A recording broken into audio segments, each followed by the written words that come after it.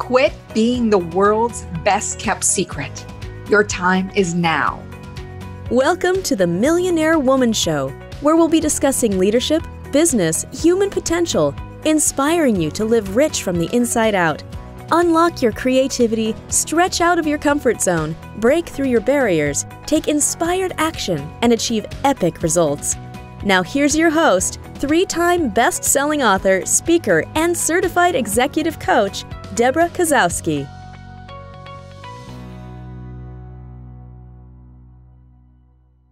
Hello, everyone, and welcome to another Millionaire Woman Show, where we bring you amazing experts who are sharing their expertise to help you live rich from the inside out through principles of life, leadership, and business. Today's my special guest is Odette Peek, and she has helped thousands of people create successful businesses along with incredible personal lives.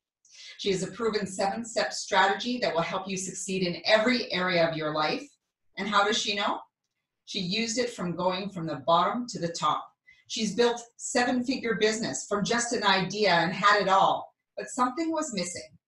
She had external markers of success, but was dying inside.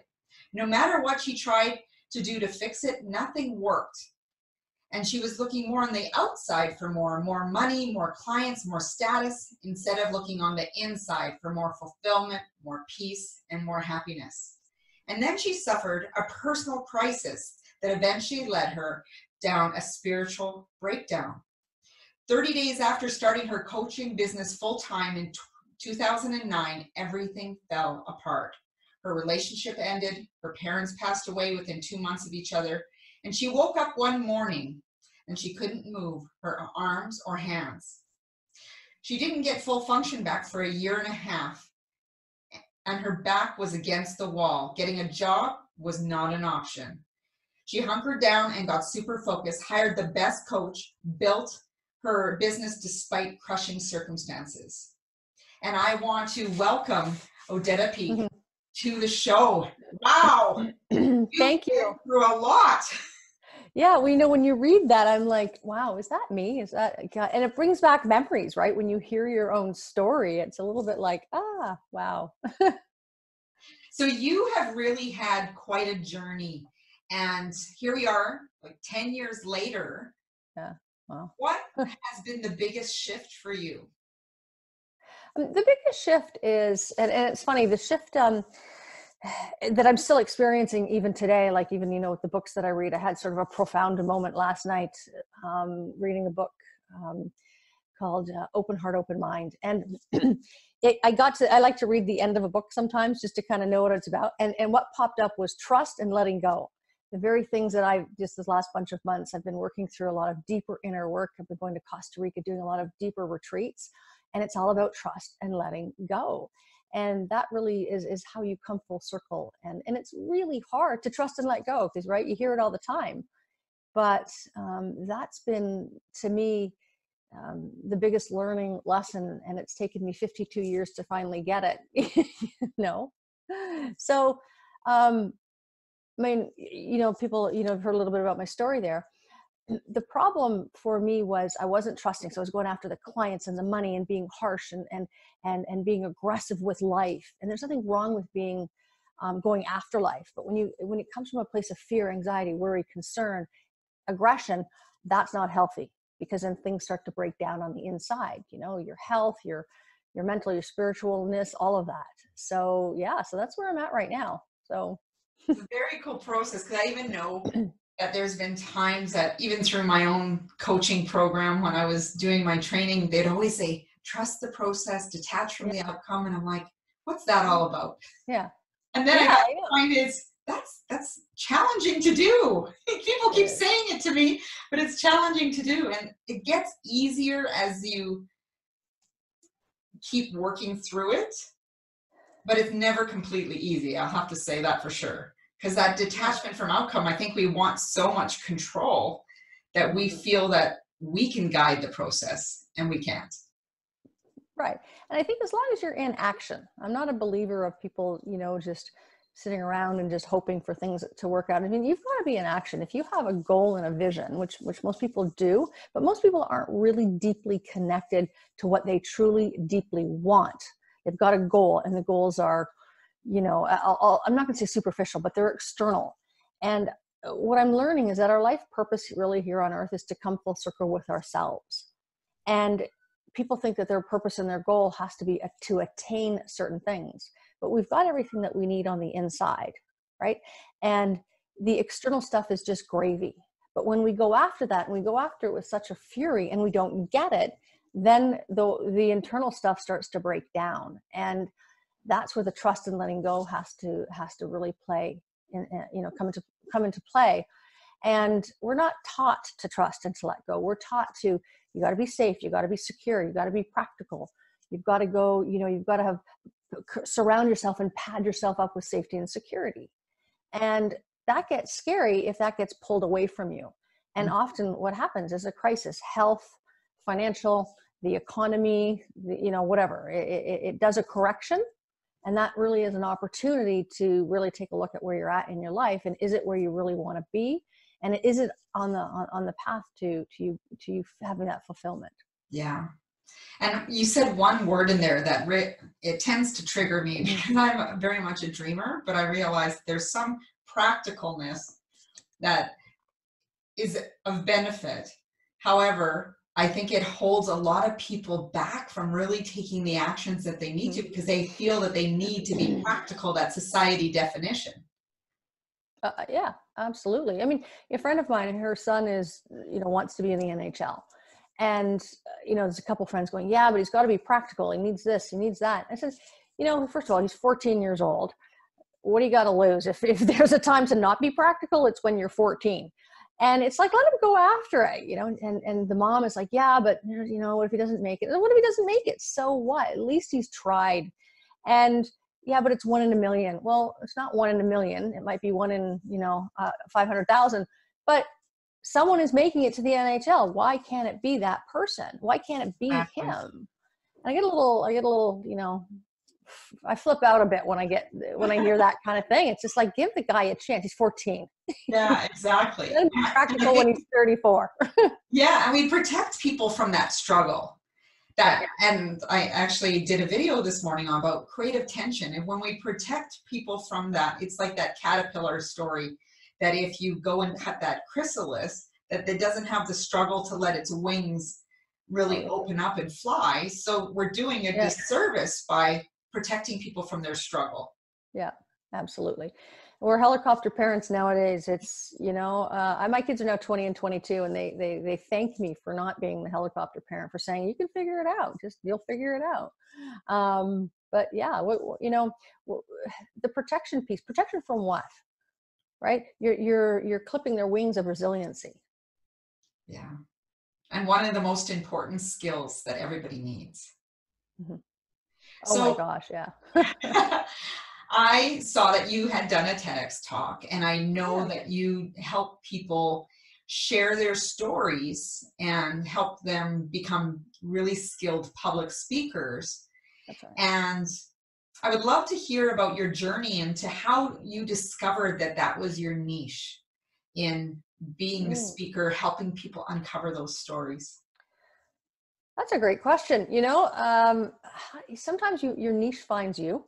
And I think that that's really what has happened. So back in I've been a business owner since 1993. And I started a business, and it was in not marketing, it was in graphics, engineering. So not what I'm doing right now, like complete 180. And we were super successful. And we started it in a recession. So, and the recession here in Canada in the 90s was the hardest hit with the real estate market, right? And that was my target audience. And everyone's like, you're crazy. And I'm like, yeah, I'm 27. I got nothing to lose. I got no money. My husband just gone bankrupt. So, you know, let's just give it a try. And after, it was several years later that I realized, how did we build this really successful business, which is still around. I've sold it since, but it's an international company. And I built that business going around the Toronto area with my easel, because there was no internet back then, or for us anyways, doing office presentations, these 5-minute little jobbies to real estate agents who are super busy and they never have time for you. getting in and doing these office presentations all over the city. I had 5 minutes. And so when I sold it and I started coaching, I wanted to teach people how to build businesses. And it was marketing, it was all the money piece, the mindset, it was all like generalized business coaching. And I started to, and then I, with my parents passing away 2 months apart, my relationship ending, and then waking up one day, literally unable to move. I had this acute paralysis from the stress. So I couldn't move my upper body.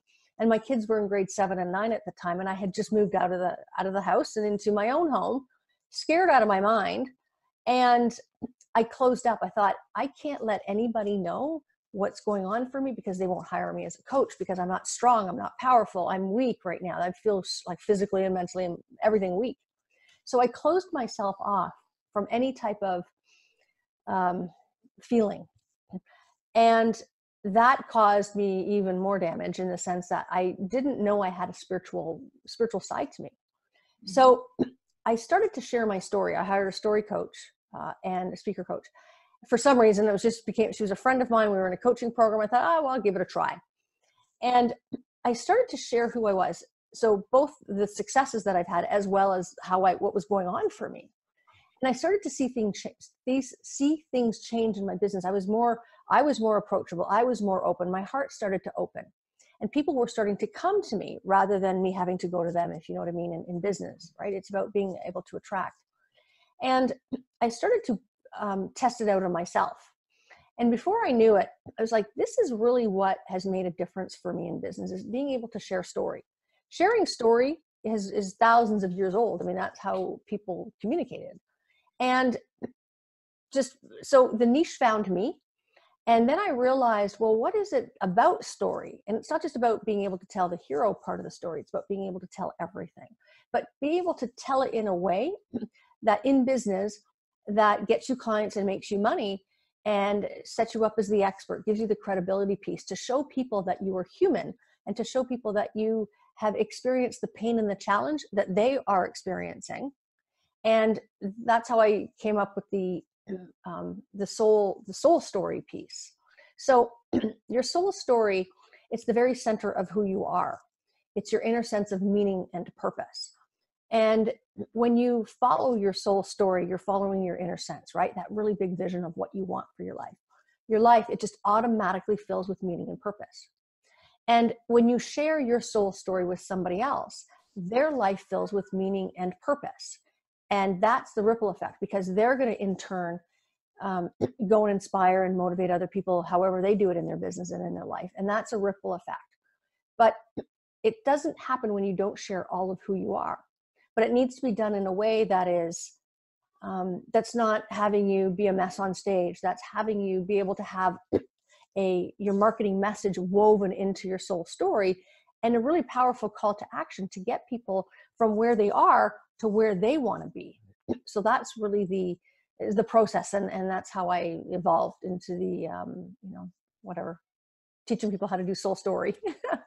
So what is it about sharing someone's story that people are quite vulnerable in sharing? I know I was sharing with you before we came on the call that I have a story that I haven't shared in over 20 years, and I recently started sharing it. And I think part of it is I wasn't ready.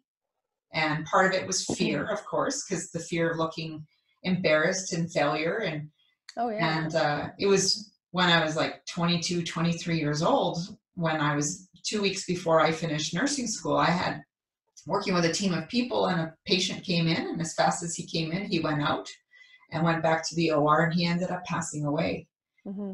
But I felt that being part of that team, I had responsibility for that, and I thought I failed. And I wasn't even sure I was going to finish my degree at the time, even though I had 2 weeks left and I was an honor student. I thought, maybe I need to be switching gears. And I buried that for so long. And then someone said, I was working for a company, and they said, what is one story that makes you very emotional? And I said, I don't tell that story. And he's like, it's time that you do. Right. And I was like, it was a gift that opportunity came up. And I know for myself, It was the fear of being judged, thinking I was a failure, and a lot of different things came up for me. But I'm curious, with the individuals you work with, or your soul story, is what is it that vulnerability that scares us so much? It's like, if I was to say, let's do this podcast naked, right? Like, that's bearing all. And right. So the sharing your soul story is like being naked in front of people, because you're bearing it all. And we're taught to be strong. We're taught to tough it out. We're taught to suck it up, or whatever it is, as we grow up. And there's times that, yeah, you gotta suck it up. You've got things you got to do to get through something. So when I'm talking to people, I'm like, this is your story. This is, let's create your talk. And because I help people actually write their talk and get them on stage, is that they're afraid to, what will people think? What's the biggest fear out there in this world today, in my opinion, is what will people think of me? Mm-hmm. And, it's then we've got the fear of rejection and all that stuff, but it's what will people think of me? Even when you post something on social media, not you necessarily, but sometimes especially it's something vulnerable. I've been posting a lot of vulnerable stuff this last couple of months. And before I hit send or submit or whatever it is, I go, what will people think of me? It's an automatic thing. So, because then we don't want to look weak. We don't want to look bad. We don't look wrong. Or we don't want someone to say, yeah, you're right. You did mess up, like with your story. Yeah, that's right. You did, because then that's going to trigger. So there'll be triggers. Then it's the pain of, if let's say it's a personal story about family or whatever. Well, what will they think of me?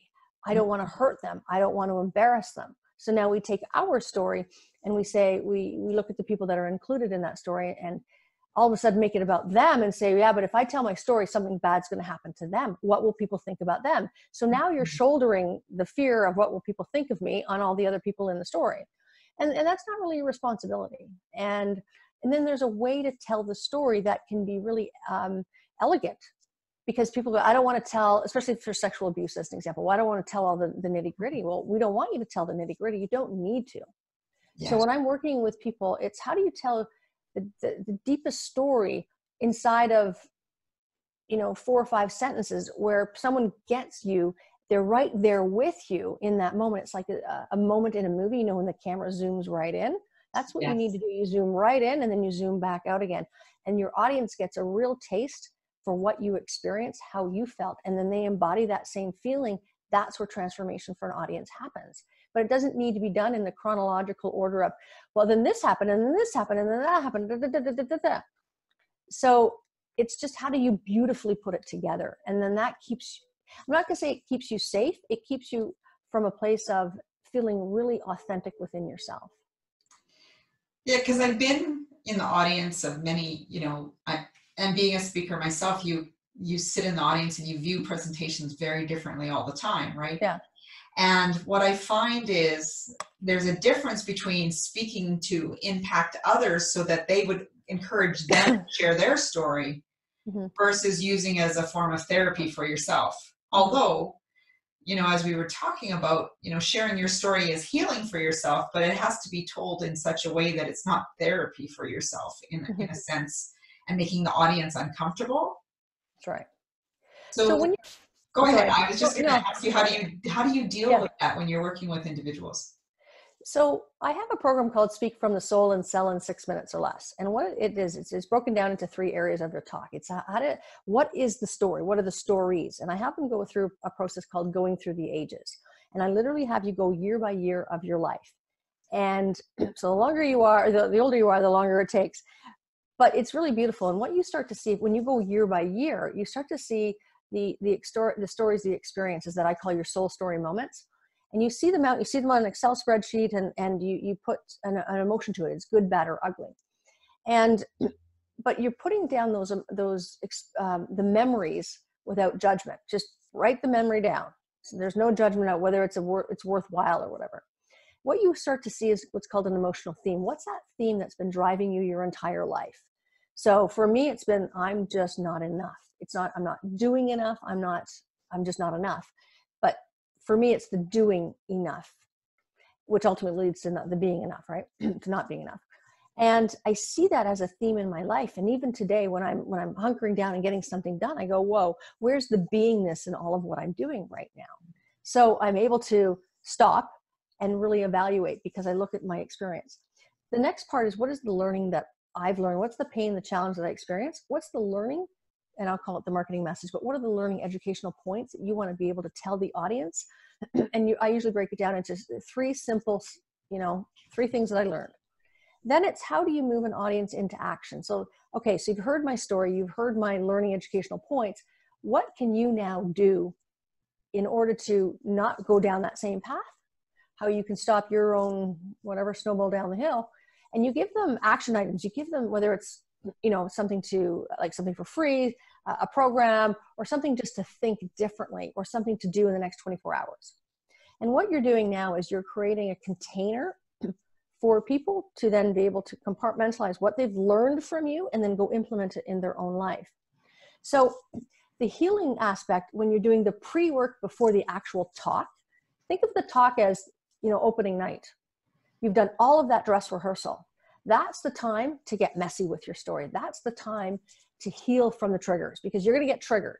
Mm-hmm. And I've had people who, and I say in my program, if you need to go back to therapy, if you need to go back and take your medication or whatever it is that you need to do, because whatever your trauma is, go, and this is the opportunity to really heal from it. And I have had not one person say to me that this was not healing or more therapeutic or better than therapy, because they're actually doing something with the pain that they experienced. Mm-hmm. And it's so healing for you. So there's nothing wrong with getting on stage and getting a little choked up or getting a little emotional, but then you need to, and it's not like you need to be in control of it. I just want to use different language, is that the audience is not there to take care of you. You're there to help heal the audience. So you got to make sure that you've healed and done the work. And I work with people so deeply with their story and then how to share it. And there's times I've had clients who have the most beautiful story, but they're so scared to tell it. So that's where the coaching and the accountability comes into play. Is, what do you want for your life, right? If you want to get past this and you want to build your business or be a motivational speaker or whatever it is, then you've got to go through that journey. So it's a beautiful experience. It really is. Sounds very powerful. Yeah. So I'm going to switch gears just for a moment. So if we're thinking of a CEO in the boardroom, male or female, mm-hmm. what purpose does story have in business? Well, like everything. It has,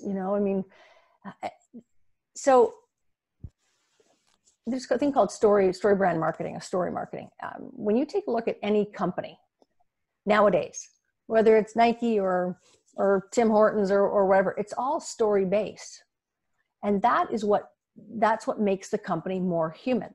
So if a CEO, someone who's at a higher powered position, there is nothing more amazing for their employees or their managers or whoever's, underneath them, shall we say, to hear and to feel that they're human, because there's this superiority and subordination that happens a lot in corporations where there's, the employees, and then there's the higher ups.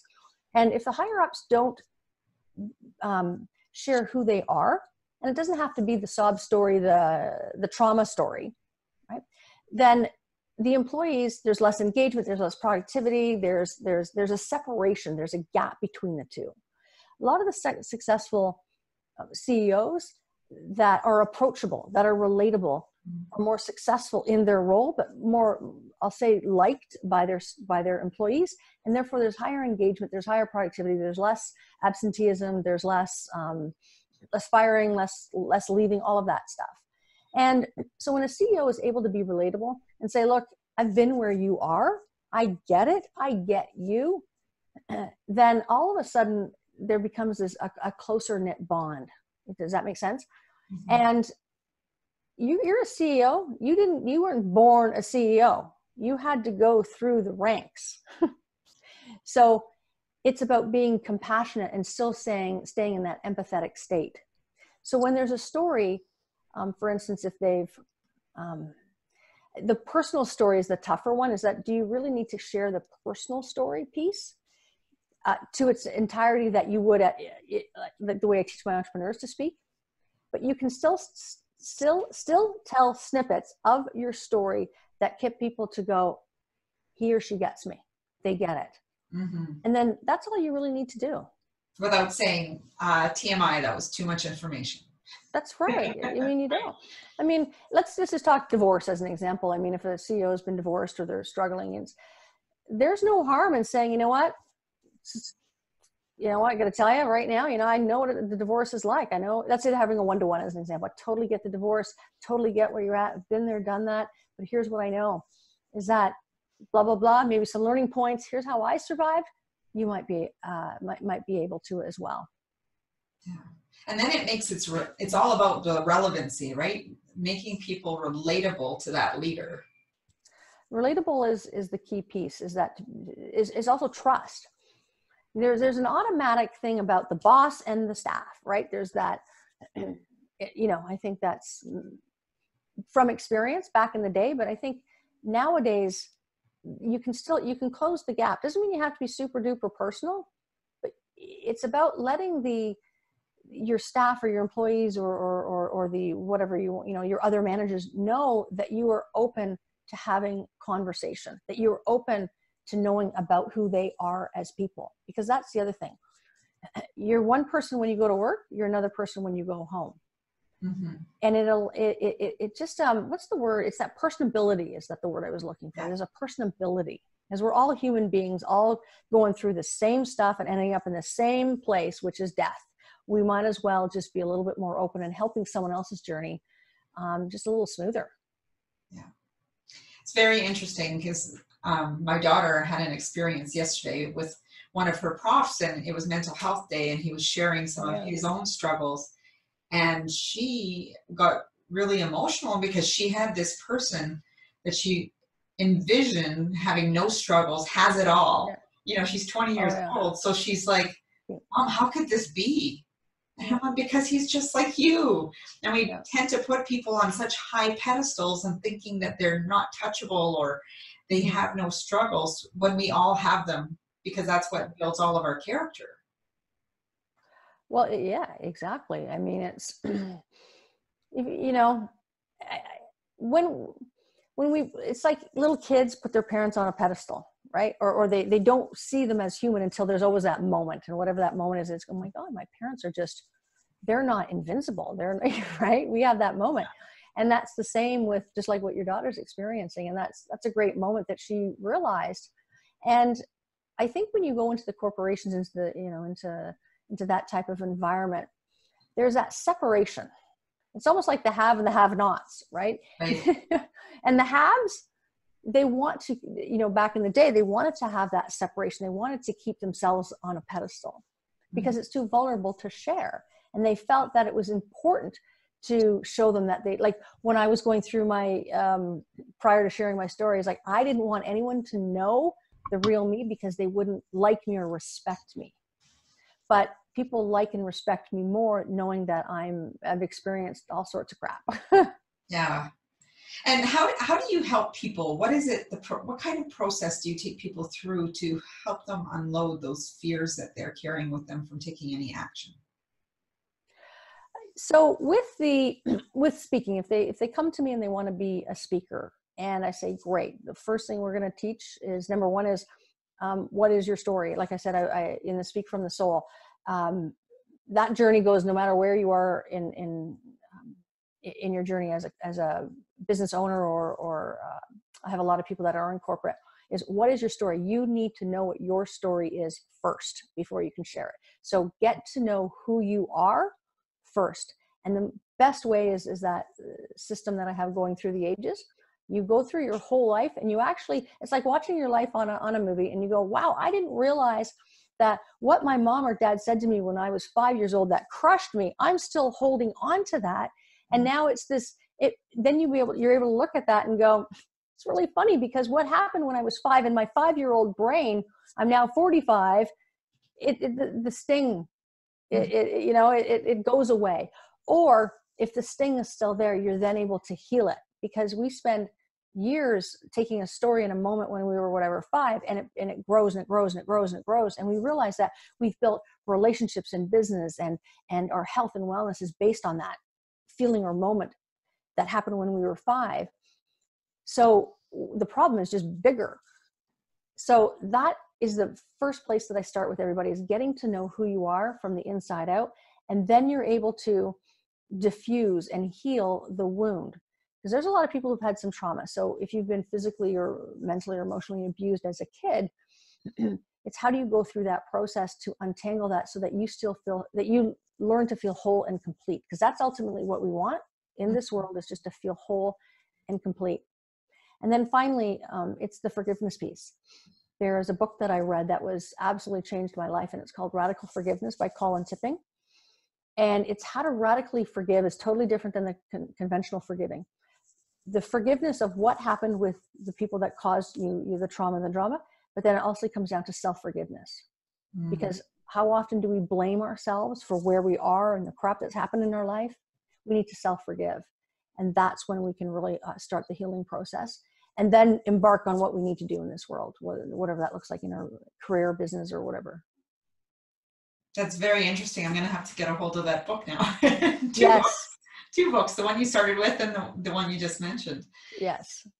So what is one book that has profoundly changed your life? Speaking of books, the one book that stands out for you above anything. Well, I talked about the Radical Forgiveness, Colin Tipping. So that's one. Then that opened up a whole lot of space for me to read other liked books. And the other one that was super, super powerful is by David Hawkins. And it's not the power of force of whatever it's called. It's the power of, what's it called now? The power of letting go. And so it's David Hawkins. I believe it's called The Power of Letting Go. It's the yellow and white book. I bought that book and it's like this thick, and I'm like, oh my God, am I going to read this? Because everyone's like the power versus force, which I really struggled to get through. But this one it just hit home. The first 25 pages, if you can get through the first 25 pages, it will change your life. And then the book is just glorious because it really talks about letting go. And, you know, I was on a call yesterday with somebody in a program I'm in, and I was typing in my questions like, yeah, I'm struggling with some letting go. And she said, okay, you're holding onto a pencil. What do you need to let go? Or how do you let go of the pencil? You just let go. And intellectually, you just go, yeah, I get it. But then how do you do that? And that's literally what you do. You let go. So, so I recommend that book to really learn how to let go. It's this thick, and I've read it twice.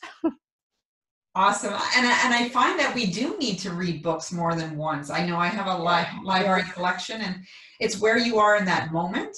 Yeah. That, you read it 3 years later, you're not the same person, so you're going to pick up something different.